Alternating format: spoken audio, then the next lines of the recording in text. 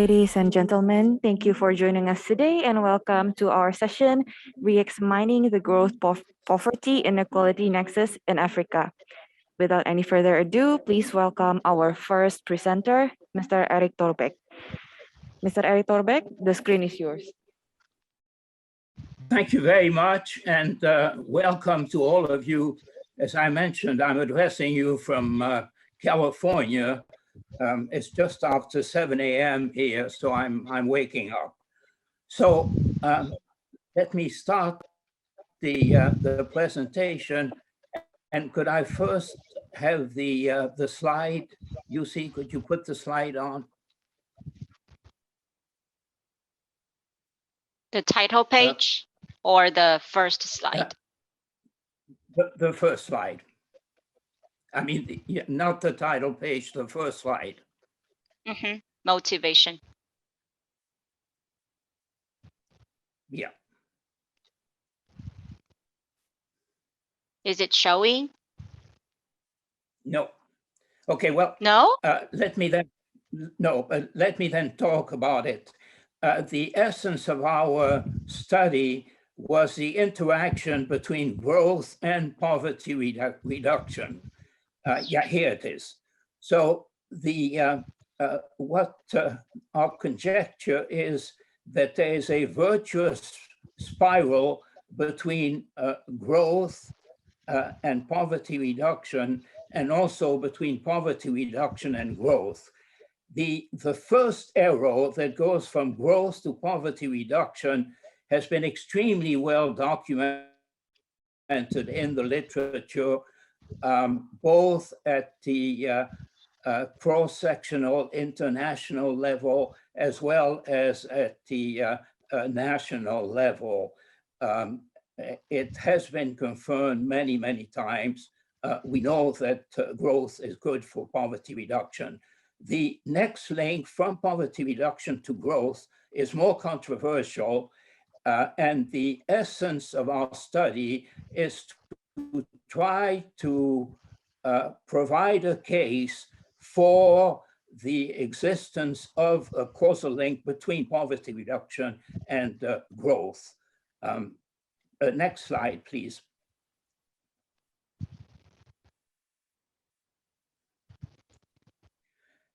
So if we can confirm, and Yusi will provide some empirical evidence in a minute, if we can provide evidence in support of this case, this would lead to two complementary strategies. The well-known pro-poor growth strategy, which, depending on how inclusive it is, will have more or less impact on poverty. Typically in Africa, the impact of growth has been less inclusive than it has been in other developing countries. But what is new, I think, novel in our study is, again, that if we can confirm the causal link between poverty reduction and growth, this would call for a pro-growth poverty reduction strategy. So this is the essence of our presentation. And next, I leave it to Yusi to provide some evidence.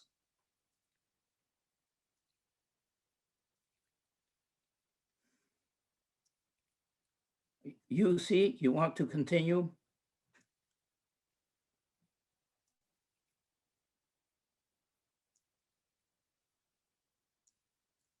Yusi.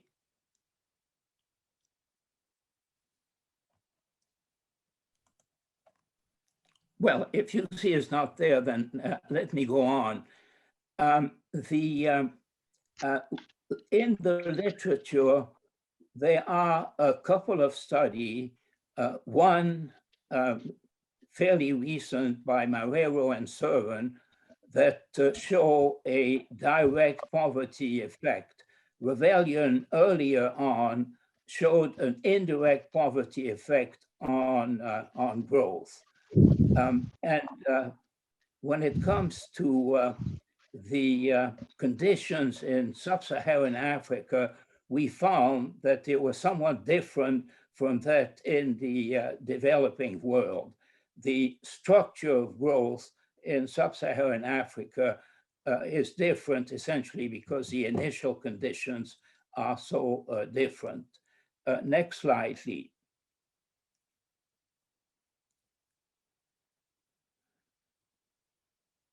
So what we used was a sample of almost 130 less developed countries, including 44 from sub-Saharan Africa. We did a number of regressions. Of course, time prevents us to show the detail, but we have an extended cross-sectional analysis of the data. And again, we used different analysis. Next slide, please. Oh my goodness, it's... Yusi, are you on? I am here all this time. I really do not know why. So can people hear me now? Why don't you go on with the findings? Okay, so you now cannot we can hear you, see. So people can hear me. I just want to confirm. Yeah, we can hear you. Just go. Okay. All right. So the findings are the following. First of all, we are able to find a positive direct impact from faster poverty reduction to faster growth. And this is especially true for sub-Saharan African countries. Number two, there is really little impact from initial poverty level to growth directly. There is little direct impact of initial poverty on growth. And this, again, is especially true in sub-Saharan Africa because it's robust across different regression procedures, whereas in the case of the developing world, the impact is there with OLS, but it's no longer there when we move to more robust estimation procedures. Number three is we are able to find an impact from higher initial poverty to less effectiveness in growth in terms of reducing poverty. But then this is less true for sub-Saharan African countries. So finally, we are able to confirm with our more recent data that there is a link from faster growth to faster poverty reduction, but only in the developing countries as a whole and not in sub-Saharan Africa. So from these findings, we have the following policy, I wouldn't say recommendation, but the implications are the following. So the first three findings, which is from exploring the link from poverty to subsequent growth. Those findings provide strong support for what we call, or Professor Thorbecke calls, a pro-growth poverty reduction strategy in the developing world as a whole, but especially in sub-Saharan Africa.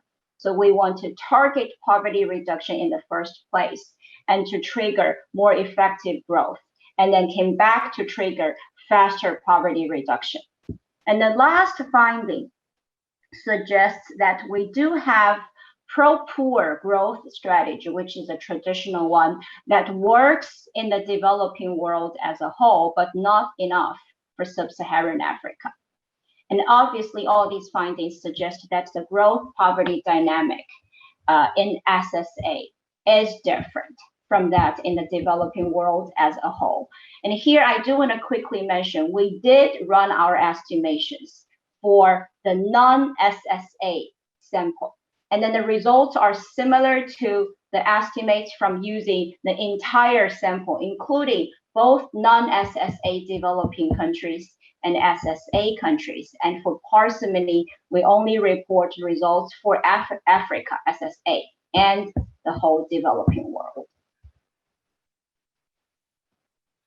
So and thank that's you very it. much. Thank you, Professor.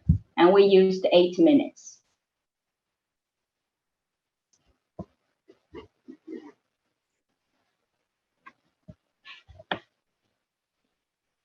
Professor Thorbecke, what do you say? So here we have a question.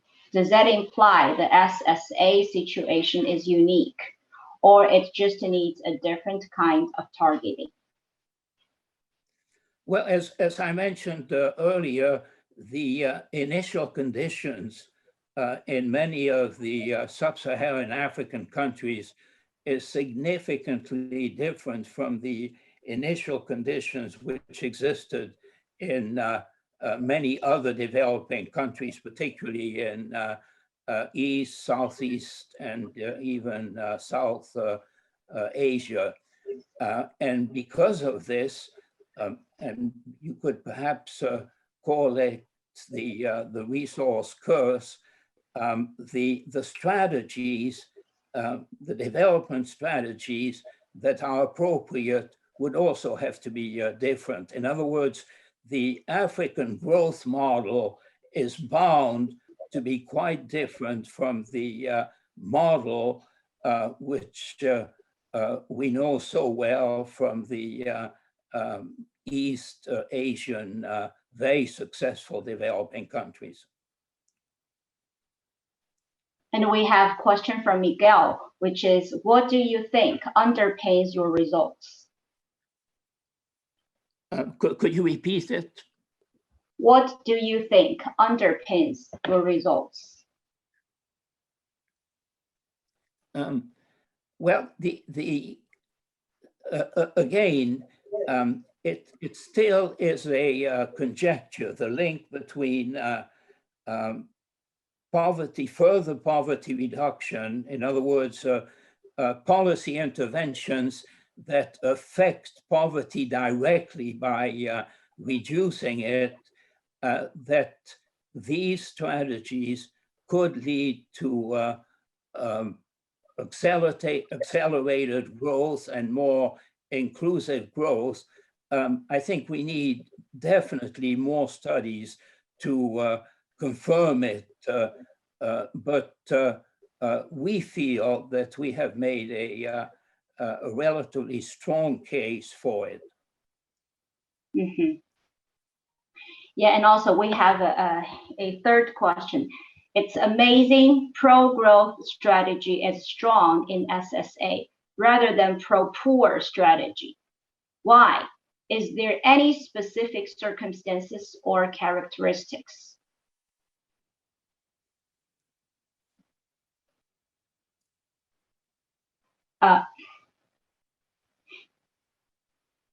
If I may, so we have not been able to test specific circumstances and characteristics.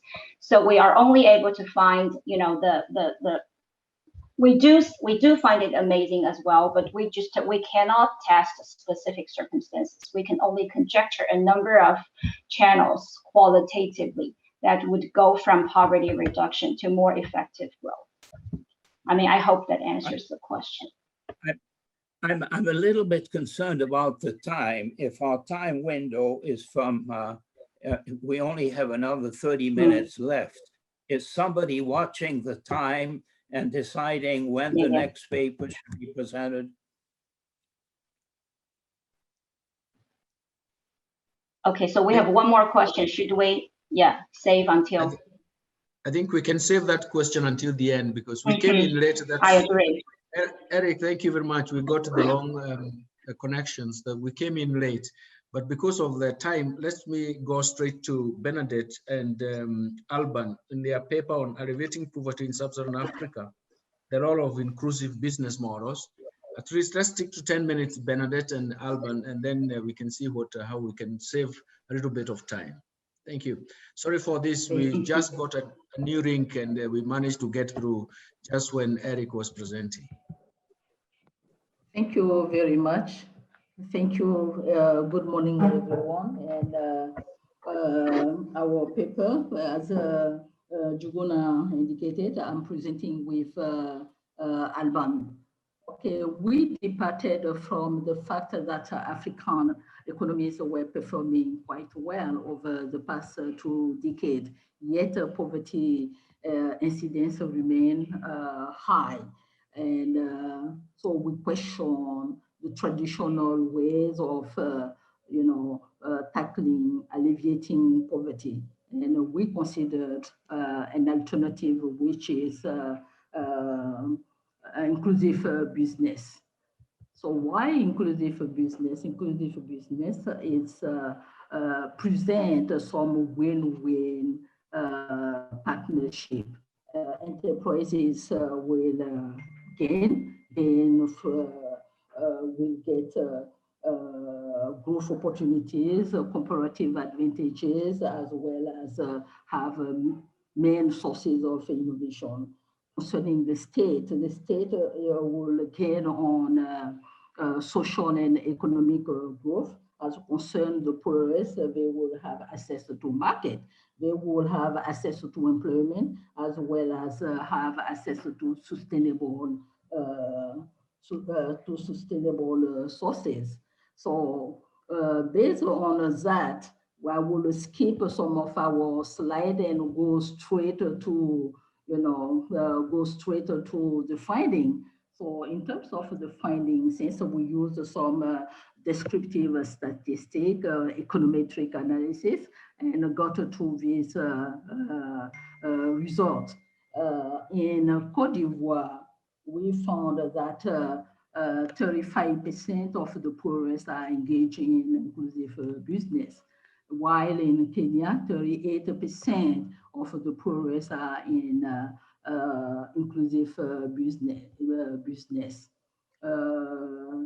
Then we look at the way these people integrate. So in Cote d'Ivoire, it appears that in Cote d'Ivoire, the poorest are clustered in the agricultural sector, and they are busy with the supply of raw materials and with the distribution and or sales of products in the supply chain of the enterprises. And what that presents is a kind of upstreaming integration. In Kenya, we will say that the way people integrate, the way the poorest integrate the value chain, support a downstreaming integration. As a concern the poverty profile in the BOPs, we found that in Cote d'Ivoire, actually 76% of those that we consider as the poorest are actually poor, while in Kenya, 52% only are poor. In terms of the incidence of poverty in Cote d'Ivoire, it is the greatest in agriculture, followed by construction. And that involve first non-permanent employees, followed by suppliers of raw material in the supply chain. As a concern Kenya, the incidence of poverty is the greatest in agriculture as well, followed by services. And concerning the value chain, we have suppliers of raw material first, followed by non-permanent employees. Concerning the impact, we use three approaches of impact analysis. First, the PSM, followed by the IPRWA, and finally to the endogenous switching regression. And we consider the two cases. The first case as the first case is a general integration in the inclusive business, and the second case is integrating inclusive businesses as a specific program. So this is the result for the second case, the case of a specific program, which gave the strongest result. As a concern the econometric approach, the ESR gave all significant impact. And this is the case. As a concern Kenya, in Kenya, the impact was significant, all significant in the specific program, and ESR, endogenous switching, gave the strongest impact on health expenditure, on educational expenditure was the impact was the highest in the IPWRA, and concerning the productivity, we got the strongest value with the ESR. So based on this, we considered some recommendation. So in terms of a recommendation, given the distribution of the poorest in the sector of activity, in Cote d'Ivoire, we found that we have the upstream integration, in Kenya a downstream. So both countries, Kenya was started the approach longer than Cote d'Ivoire. So we can see that we have a downstream. What do we mean by downstream? It's first construction, manufacture, down to agriculture. Yet in Cote d'Ivoire, people will integrate first in agriculture and less in construction. So we have the two, the reverse. Maybe if Cote d'Ivoire upgrade in the system, that will come to reverse. In terms of impact, the impact was the most significant under specific program, and IB model, which are, as I said, which are new in sub-Saharan Africa. They need supervision from public authorities. So in terms of policy, what we have a policy recommendation which would differentiate from research one. On policy recommendation, it will be good to ease tax, to have eases on tax payment, on investment opportunities, provide human and financial capabilities to the poorest for them to upgrade in inclusive businesses. Research-wise, it would be appropriate to understand the behavior of enterprises that engage in inclusive businesses, and as well as building entrepreneurial ecosystem to support BOPs for their upgrading into inclusive businesses. And as well, it's good to search for the determinant of entrepreneurial growth at BOPs. So at this point, we would like to thank you for your attention. Thank you very much, Bernadette, for keeping time. We haven't seen any specific questions in the chat box, so if we save on time and we get specific questions, we'll get back to you. Because of saving on time, let me go to the third paper, which is going to be presented by Germano Mwabu from the University of Nairobi and Francis Baye from the University of Yaounde to Cameroon. And then I think we can keep to 10 minutes so that at least if we manage to save on time, we can come back to questions that will be raised. I'll be looking at the chat box for the questions. Germano and Francis Baye, I hope they have the right. Yes, please. I'm present. I'm trying to share. Thank you.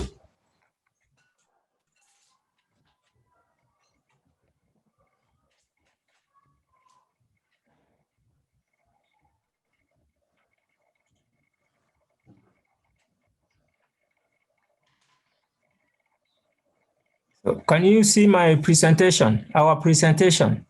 Yes, Germano, please continue. But I know you cannot see me because, okay, I haven't put my camera on. We can hear you clearly. Okay, thank you very much. Yes. So this is our presentation, and it actually follows closely to what Professor Thorbecke has done. So this is the plan of the presentation. And so the background is that in order to achieve sustainable development goals in Africa, we need reforms that will reduce inequalities of opportunities. And by opportunities, we mean exogenous sources of livelihoods over which individuals have no control. Also, we need reforms or initiatives that will increase inclusive growth. And by this, we mean proper growth, emphasized by Professor Thorbecke already, and also shared growth. We will say more about this later. And also programs, policy programs that reduce poverty on a large scale, not just in a small area, but also sustainably. And so what kind of information do policymakers need to implement these reforms? They need information on the nexus between poverty, growth, inequality, and redistributive policies. So the key issue here is what happens to growth, to poverty, to sharing growth, and also income inequality when redistributive policies are implemented. The analytical challenge here is to generate evidence of that kind before the policies are actually formulated and implemented, and that's what we try to do. And the specific study objectives, one is to examine, actually measure effects of human capital, labor market participation, and on well-being. And by well-being, we mean actual household income. And also to assess the impacts of circumstances, events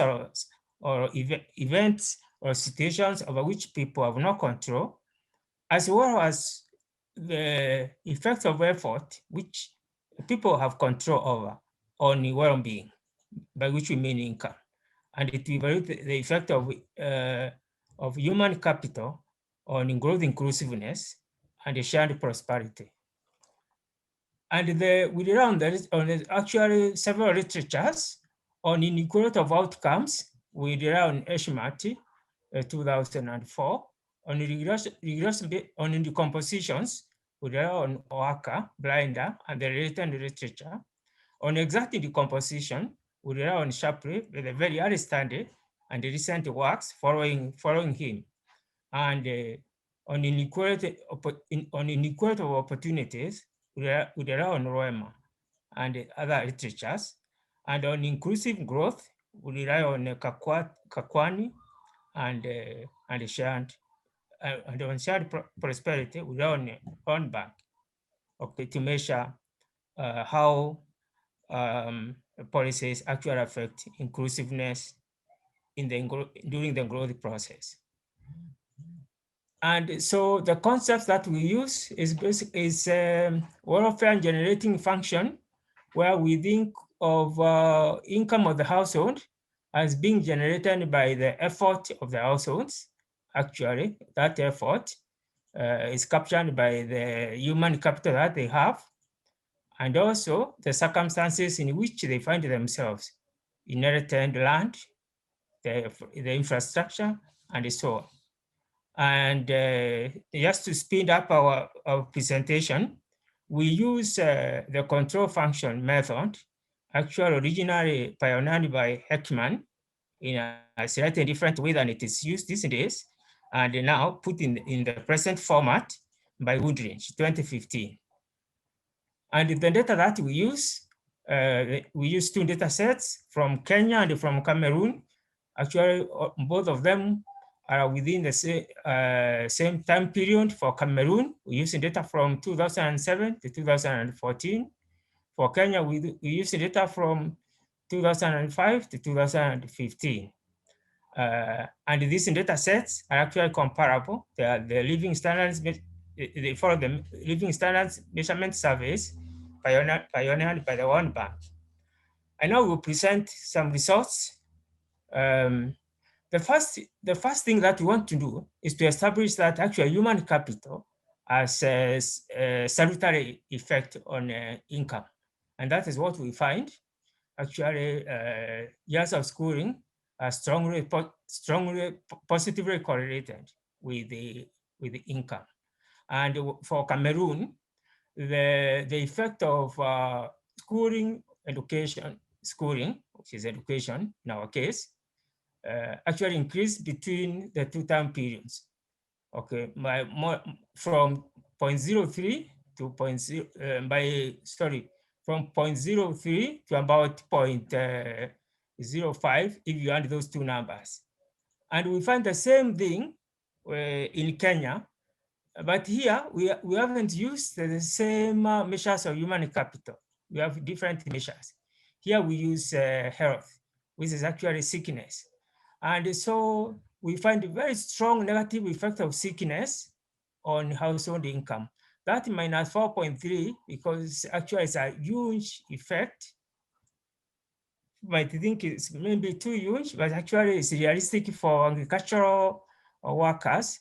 That minus 0.43, because that's a change in the log of income, it translates to around 98% reduction in income due to sickness or major illness. Okay, and schooling is also related to positively related to income, as we have shown in Cameroon, as you can see there. So human capital actually has a strong positive effect on income. That's the first result we established. The second one, this is actually not new, but we re-establish it.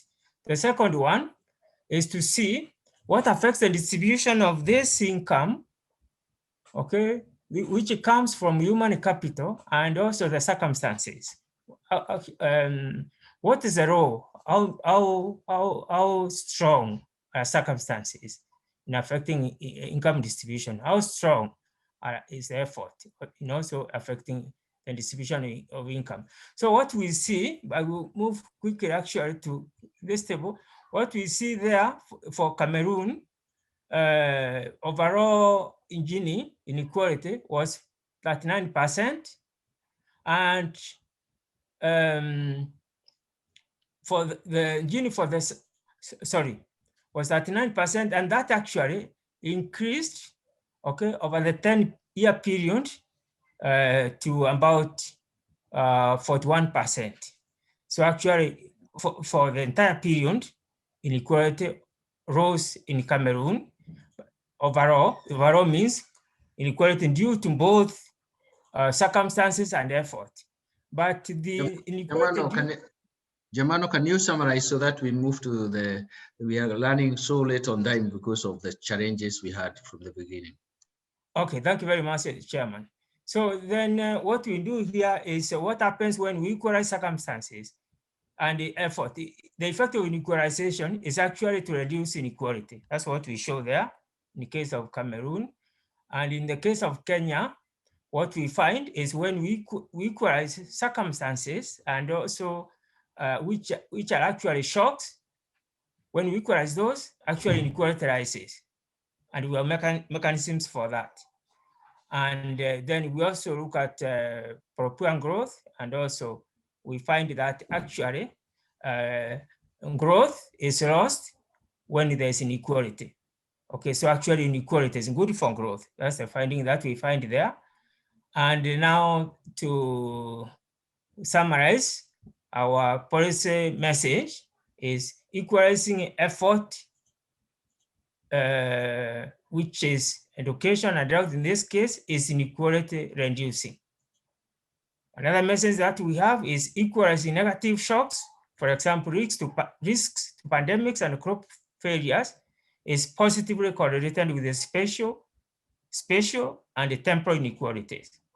So we don't here want to equalize negative shocks. Narrowing inequality in human capital endowments is associated with gains in growth and in poverty reduction.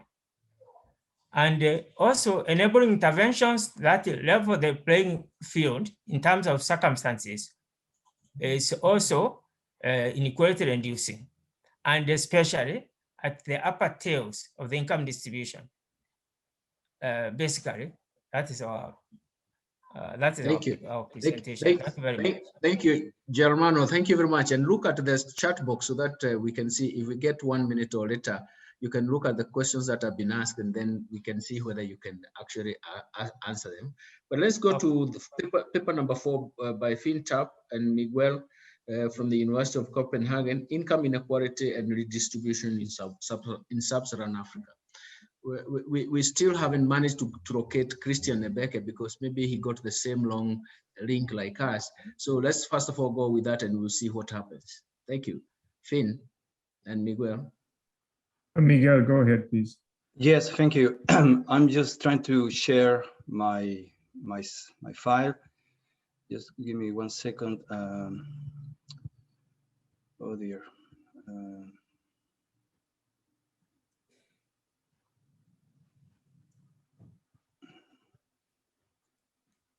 Just can you see it? Yes, do you see? Yes. All right. Yes, Miguel, we can. Yeah, continue. Thank you. We can. Okay. Well, thank you very much. This paper is a joint work with my colleagues Finn Tarp, Francesca Escaturo, and Vanessa Jorda. So, well, as we know, so one of the main concerns about high income inequalities is the negative effects that it generates on economic growth, aggregate welfare, and poverty reduction efforts. So this paper focused in particular on the political economy dimensions of these relationships. So the literature has emphasized the role of the median voter in influencing redistribution, and in particular in the context of high levels of inequality. So the theoretical expectation from these theories is that under competitive electoral systems, high income inequality would lead to higher redistribution via the collective action of the median voter. So alternative perspectives, for example, the work by Venable, highlights the role of the social contract paradigm, in which the relationship between equality and redistribution can become negative over the longer term, but with possible multiple steady states in the process of achieving that, with some contexts in which they have or they can exhibit high inequality with low redistribution, as well as low inequality with high redistribution. So the rationale from these models is that in correspondence to low levels of inequality, the popular support for redistribution policy is high, but then as inequality increases, the share of the rich population and their political power grows to the level that becomes very difficult for the median voter to increase redistribution. So so most of the theory, the predictions of the theory have been tested in some contexts, but still the evidence remains ambiguous. So we are trying to contribute to the literature by examining these relationships, in particular in the context of Sub-Saharan Africa, a region that, as we know, is characterized by high levels of inequality and also limited redistribution.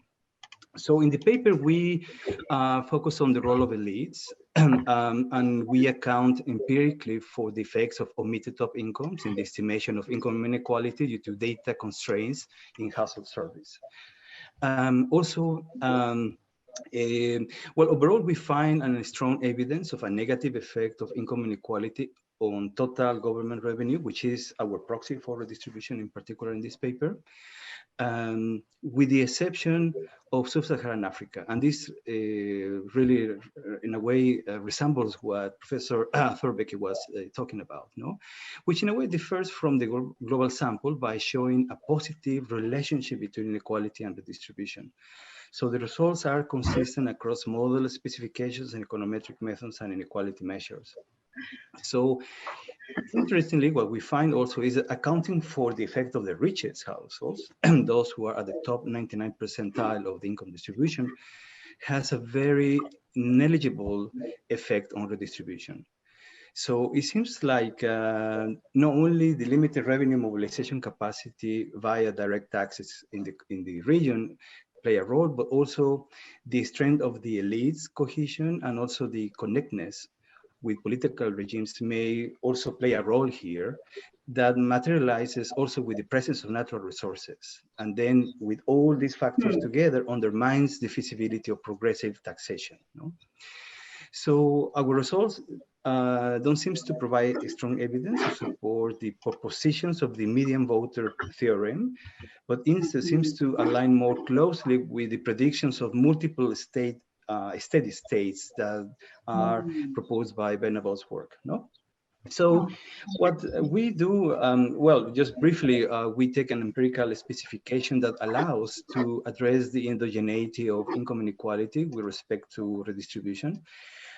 So we implement an instrumental variable approach with a set of instruments that, if time permits, we can discuss about these instruments. But overall, the results, I can show you here the data that we use, but overall, we find evidence of a significant negative effect, as I was mentioning, of inequality on redistribution. So an increase in the Gini index by 1% leads to a decrease in total revenue by approximately 0.87%. But as I was mentioning, the parameter estimate for Sub-Saharan Africa is positive. So looking at different possibilities, we also find that obviously there is the predictions of the median voter theorem doesn't hold simply because the region is characterized by autocracies and electoral autocracies. Also, taxes on income, profits, and capital gains have remained stagnated since the 1990s, which is about 5% on average of GDP. So looking at middle-income countries in Sub-Saharan Africa, the share increases slightly, but in fact, looking at the trends between the 1990s and 2000s, we see a declining trend. So looking at the data on multiple possible mechanisms in the paper, we find that the most plausible mechanism for this positive relationship, in particular in middle-income countries of Sub-Saharan Africa, relates to the large contribution of natural resource rents to government budgets. So natural resource rents represent a very important source of revenue for governments in middle-income countries, accounting roughly for about 10% after having experienced a rapid growth between the 1990s and 2000s. So we think that based on our analysis that natural resource rents can affect redistributive preferences and tax policy choices among opportunistic incumbents, as has been shown in previous studies. Also, the presence of natural resource rents allow incumbents to bypass what we call the interdependence preference problem, insofar leaving high taxes on the rich is not a key element in redistribution and resource mobilization strategies in resource-rich countries. Also, natural resources can boost autocracy and rent-seeking behavior, which also go against the bargaining power of the median voter. And since extractive industries are capital-intensive traditionally, this can also exacerbate income inequality via capital accumulation and wages to skilled workers vis-a-vis the overall distribution of wages in those countries, which in a way mitigate or go against the median voter power. So this in turn impact positively on government revenues. So now, since we are interested also in the effect of the riches, we implemented some parametric methods to account for the omission of top incomes in the income distribution from household service. So, so we estimated, we adopted several assumptions about the shape of the income distribution and the truncation point at which we don't observe the rich in household service. And we estimated Gini coefficients based on those assumptions. And as you can see, the median or the mean value of the Ginis grows substantially when we account for example, different assumptions about the truncation of the Lorenz curve. So once we estimated the models using the adjusted Ginis, we find that despite the very considerable impact of the riches on the shape of the income distribution in sub-Saharan Africa, their inclusion in the estimates don't lead to any sizable impact on government revenues.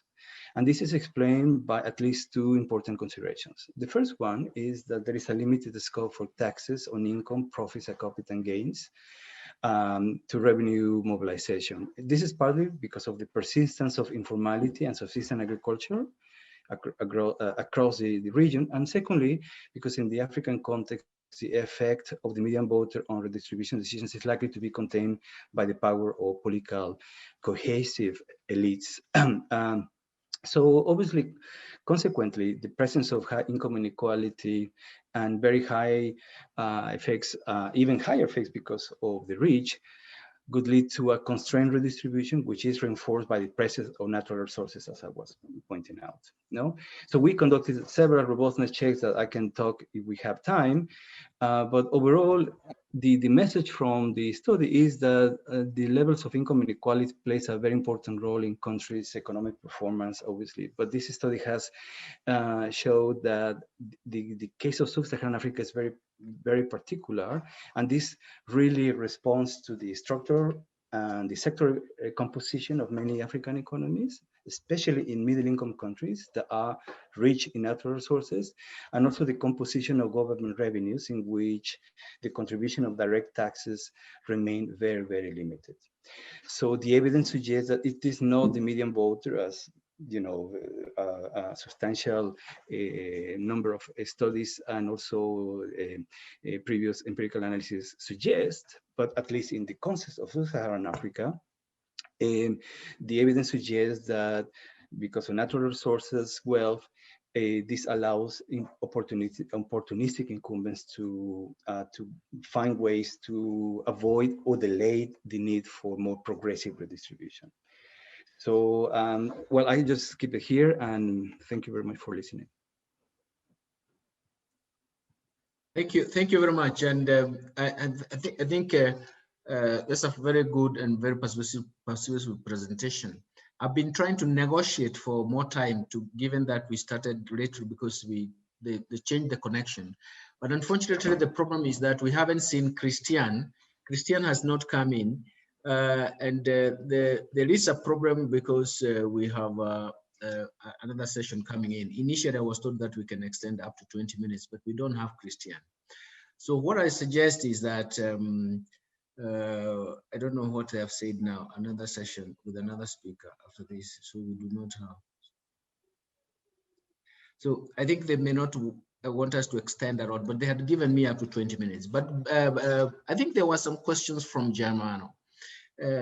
There were two questions that were coming to Germano. But before we get to that, I think, sorry for this mess in the start. Even Christian, we had to send him the new link because we got the new link, then the code was wrong. But this project was funded by NORAD, Norwegian Crown Agent. And one of them was actually to push further or even look into what has happened from the 1990s when similar studies was carried out in sub-Saharan Africa, and they gave rise to the influence on designing poverty reduction strategy papers by the World Bank. And over the last 2 decades, we have seen also that poverty has increased, and that's why we have come to revisit this.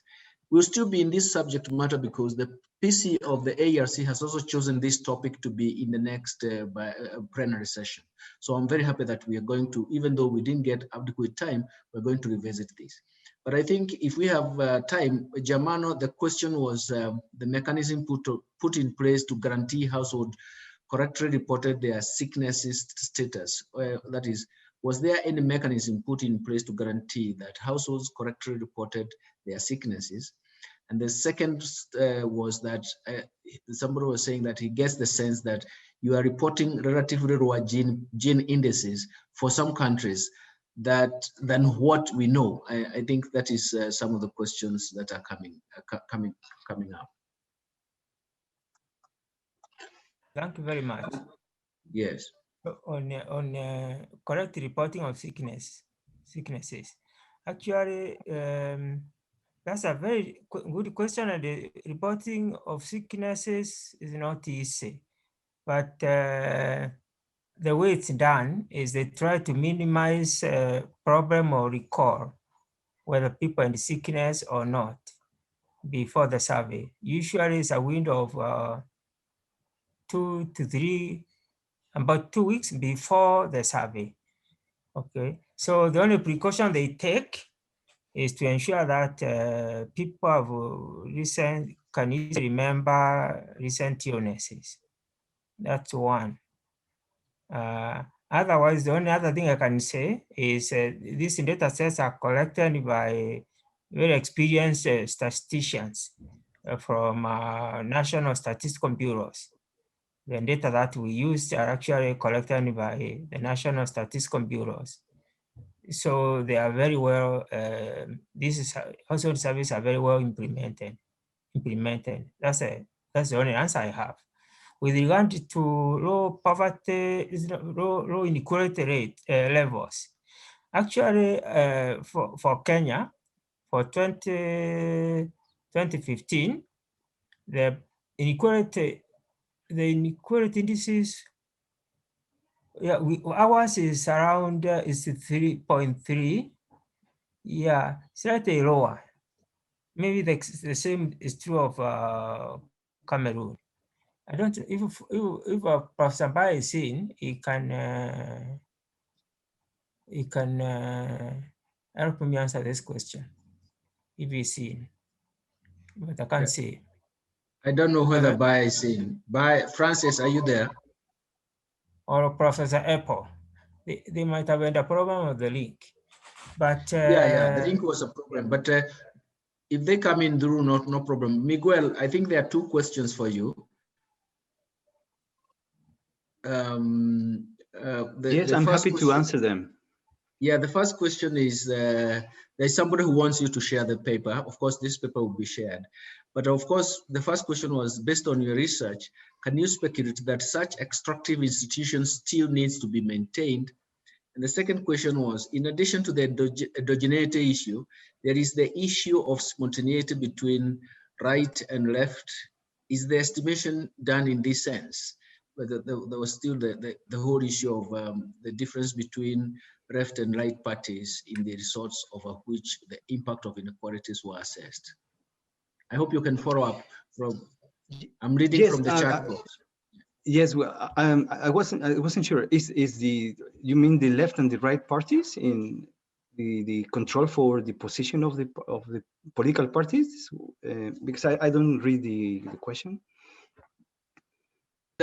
Yes, that's what they mean, because you talked about the median voter, and so it means that's how they are referring to right and sure. Right and left.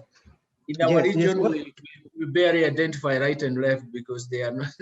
Anyway, that's why it is coming up, because of the median vote. No, of course, yes. If you look at historically, the political position or the political regimes in sub-Saharan Africa, the dynamics that we observe move from close autocracies to electoral autocracies. No, so there is not really a lot of movement from electoral autocracies to electoral democracies. No, so the main variation is really within the autocracy domain or the autocracy landscape. So, so I think this is in part why we don't find evidence to support the median voter theorem, no? Because first of all, there is not such a movement, and although the middle class or the median voter has been expanding in terms of income, the expansion of the power, if we measure power by the ability of elites to influence policy decisions relative to the median voter, remains very strong, no? So this is one of the key points here. The other question related to the endogeneity, well, the model addresses a number of things. So first of all, the presence of omitted variables, both influencing inequality and redistribution. Also, the econometric approaches that we adopt also allows to control or mitigate for the possibility of measurement error due to the absence of, in this case, top income earners in household service, which is one of the big problems that we have so far, no? Because we know so well that when we go and collect data through household surveys, the rich never answer, their questionnaires. So we really have a very significant source of measurement error from this. And also the issue that I understood is referred to the issue of simultaneity bias, which is how the level of inequality is likely to influence redistribution as much as redistribution is likely to impact the level of income inequality, So obviously this has to be addressed, and in the paper we discussed that, and all the tests that we conducted shows that inequality is indeed endogenous, and we implemented a set of instrumental variables. And if there is time also, we can discuss in detail the theory and the mechanisms underpinning these instruments that we choose. But I don't want to expand in that area because it's technical, but I'm very happy to expand if you want here. Thank you very much. I don't see any specific questions, but Erik, I thought, or even Finn, if you have any specific general comment that you'd like to come up from the questions that have been raised, given the time. We still have 10 minutes, now 9 minutes, because I negotiated for more time. That's why the chat box is actually exciting. You can negotiate quite a lot. But anyway, Erik, any specific additions? Well, the one point that I would like to emphasize, and you mentioned that this project was funded by NORAD. The project has gone through a number of phases. It lasted for about 3 years, and it generated at about 16 different papers. So the papers that were presented here were only a subset of the, I think, extremely productive studies that were generated under this project. And it seems to me that the overall message from all of these studies, if you look at them, and many of them are complementary, looking at dimensions, different dimensions of the interrelationships among growth, inequality, and poverty, both in the direction of growth to inequality, growth to poverty, inequality to poverty, and so on. I think the overall conclusion that we reached is that certainly in the case of sub-Saharan Africa, direct intervention, reducing inequality and reducing poverty in a number of countries. I don't think we can generalize because, again, the initial conditions differ in a country like South Africa from maybe a very poor country such as Mali.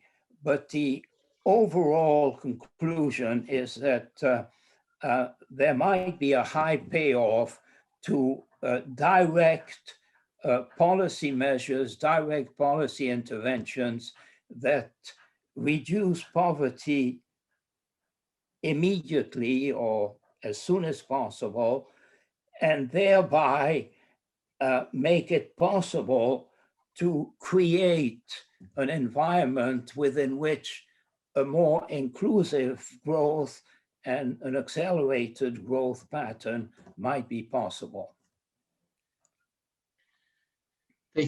Thank you very much, Erik. And being the coordinator of this project, we're excited about the results that we're getting. And where we are moving now is to actually to the case studies. And that relates also the question that has been asked by Professor Edame Greg Ekpang from Nigeria. And he's asking that the rate of poverty has increased over the years, especially in the third world countries like Nigeria. What do you think could be possible solutions for this? And what I'm trying to inform is that we are moving into case studies, because essentially this is a collaborative research project at the AERC, at the African Economic Research Consortium, where we have three steps And the first step is actually to come up with the framework papers, and that is what Erik has described. And some of the papers are also going to be negotiating also with the World Environment, that those papers will be there. And then we use the framework papers to guide the case studies. And then that means that we will have the frontier of knowledge of what is happening, and the case studies will give us the evidence, and then we can now converge with the policymakers to inform them what needs to be done. And that answers the question of Professor Edame. So far, we have received 140 proposals by African researchers through an open call, and we are going to look into those so that at least we can come up with the case studies. That's at least I wanted to answer that, so that it also introduces and pitches the project in terms of where it is. We only have 5 more minutes. I just wanted to see if there is anybody with a specific comment that can be raised. Abebe, and I don't want to push everyone. Finn, I have talked about Finn. Finn, are you all right? Yeah, I'm fine. I mean, I can jump in and just say that, I mean, when you go to the relationship between poverty, growth, and inequality, then there are some underlying relationships between these 3 concepts. And I think it's very, very important that one, as we have tried to demonstrate, that one kind of uncovers what are these relationships, because this obviously matters for policy. But let me just react to the statement that the poverty rate has been increasing. This is generally not true. The number of poor has increased in Africa, but the poverty rate is a different thing. So when we're discussing the relationships, we need to be very clear in terms of specifying what we are doing. But it's very clear that country case studies can be done, and that there are previous examples to illustrate what is both technically feasible with the data that is available, such that one can try to derive clear policy implications. What's very clear in the case of sub-Saharan Africa, but also building on experiences from elsewhere, is that the presence of a big natural resource extractive sector plays very much into these discussions. And that is at least one dimension of both the paper that Professor Thorbecke presented and the paper that Miguel presented. But I think I will stop there, Njuguna. Thanks for giving me the opportunity to contribute. Much, and we only have, thank you very much, Finn, and that is, at least that is very, very important. It is not the rate of poverty we are really talking about. Perhaps most, the poor have increased, but it is something that we also get a lot of evidence from the country case studies. We have been left with 2 minutes, and I wanted Abebe to use that to thank IEA for allowing AERC to actually even be part of this global discussion. And our topical issue is very, very relevant in Africa, and we are very, very thankful for that, for this.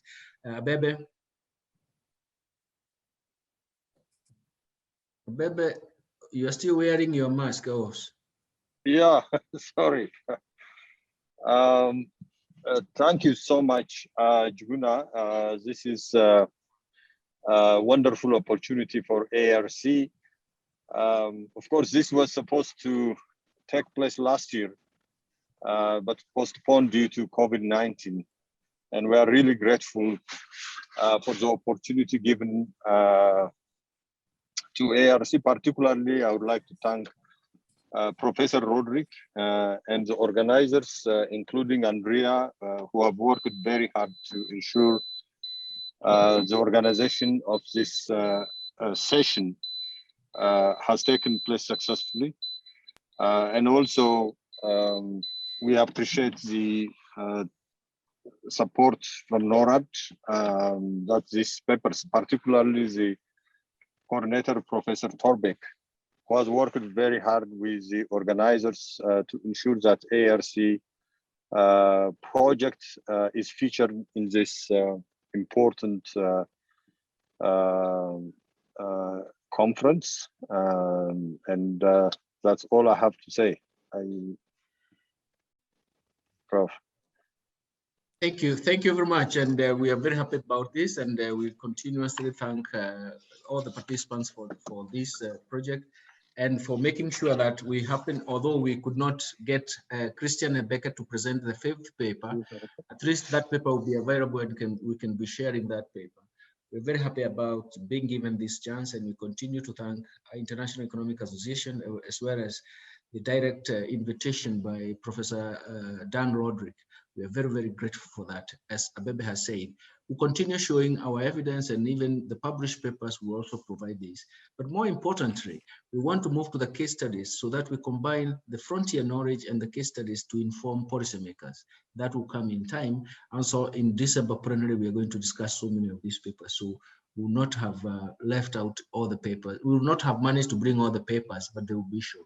So thank you very much. And I was given up to the 20 minutes after the hour, and I don't want to make any further mess for this, because we're there. Thank you very much all for the preparations you have made for this. Thank you very much. We'll continue seeing you. Goodbye.